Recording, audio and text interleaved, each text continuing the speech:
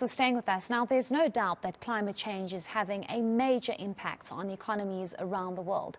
Pakistan is the latest hit, with early monsoon rains and flooding having left more than 1,400 people dead.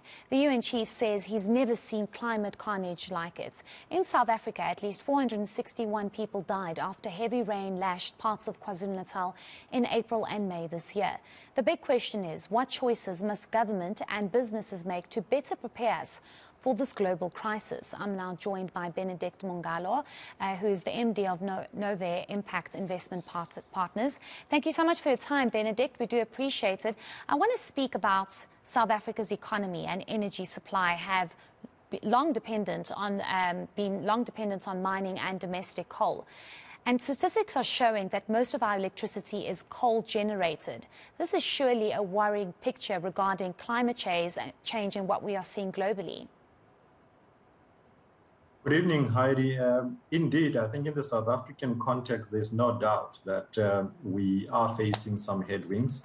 About 80% of our base load energy generation comes from coal. And if we were to realize some of the goals and the commitments that we have made in the Paris agreements, clearly we need to be moving away from that coal. And of course, where we are, we think that is going to be challenging for a country such as South Africa. We are currently in a rolling blackout, and I think that just shows what are the challenges that we would face if we were to remove even that energy capacity that is generated from coal at the moment. Eskom has been urged to reduce the reliance on fossil fuels. Mining companies wouldn't be too happy about that, but also our government. We have seen our Mineral Resources and Energy Minister coming out and saying that it's still a very long way before South Africa is not dependent on coal.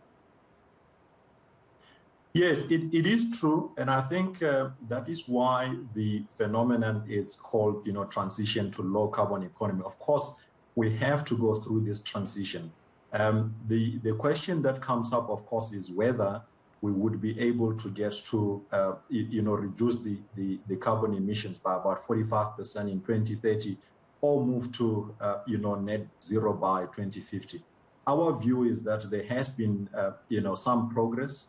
However, we probably need to, increase the pace of the progress that we have seen. And I'm saying this, you would recall that recently some of the G7 countries, pledged about $8.5 billion towards South Africa to assist the country to move away from, fossil fuels. So there has been some developments, but of course, we are worried about the pace, particularly given the timelines that, that we have got. It is not the first time that we have got multilateral agreements. We have had, the Millennium Development Goals, and of course, those were largely not, not reached. And so we worried about the timeframes. That's not to say that there hasn't been, some developments. We however, think that, we need to increase the pace at which we are looking at, this transition. Unfortunately, we don't have, the luxury of time, as we can see all of the, the climate issues that you have spoken about.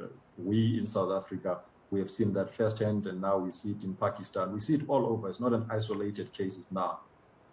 It's a really worrying picture. I always say I don't know how we don't want to look after the earth that we live on, because once we ruin it, where do we go? I want to speak about further details. I know you briefly mentioned timeframes and, there has been a little bit of work done, but South Africa signed the Paris Agreement, legally binding international treaty on managing the climate crisis globally. But are we actually managing it here in South Africa? Are we sticking to the agreements from that Paris Agreement? And are we actually seeing any significant changes?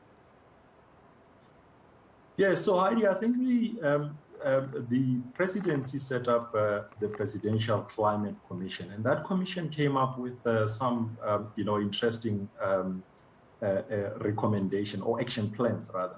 And I think those action plans, they are showing the seriousness with which the government is looking at implementing, the commitments that were made in the Paris Agreement.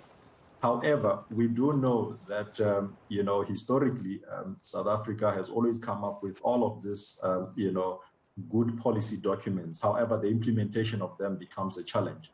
And so when I look into, the transition framework, which the Presidential Climate Commission came up with, there are some, action plans. However, action plans in a document are just that.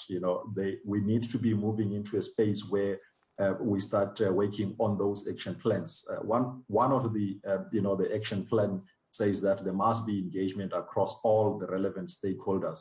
Of course, you had indicated that there are some quarters that are worried, about this transition. Clearly, that engagement has not necessarily gained momentum. And if we were to achieve the timelines that we are talking about, of course, we need to be starting working on those action plans. I have to say that, some independent observers, such as, Climate Transparency, have actually written that we are behind the curve, which is, the view that we also share, that in many respects, we are behind the curve. We need to be moving beyond having, documents and start implementing some of the, the action plans that were identified in that transition framework.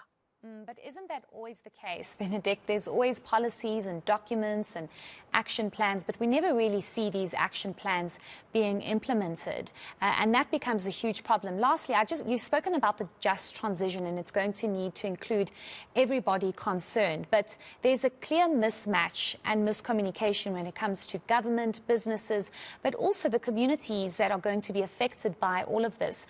Again, I'm going to say this. I don't understand why we cannot understand the severity of climate change if we just look at what's happening here, or what happened here at home in KZN, where over 460 people lost their lives. Climate change is not just isolated to specific countries. It is also here. So are we seeing the working together of everybody, and how important is it for business to understand the climate change, government, but also the communities?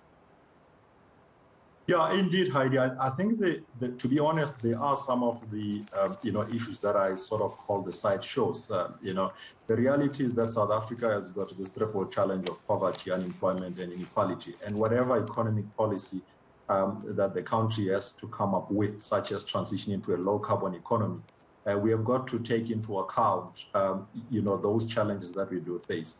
It doesn't help that certain sectors of our population or certain regions, such as the Mpumalanga Witbank area, the Limpopo area, they are highly reliant, on economic activity around, the coal industry.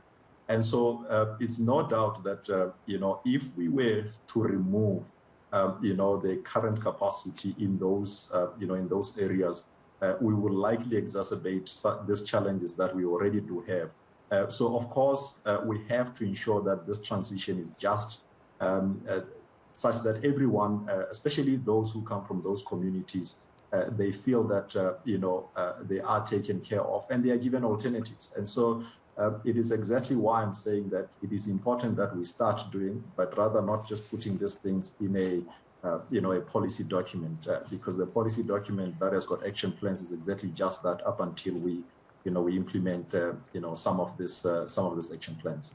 Certainly, I think it's important for everybody to work together and understand the severity of this. Thank you so much for your insights. We do appreciate it. That was Benedict Mongalo, who's the MD of Novare Impact Investment Partners. Now,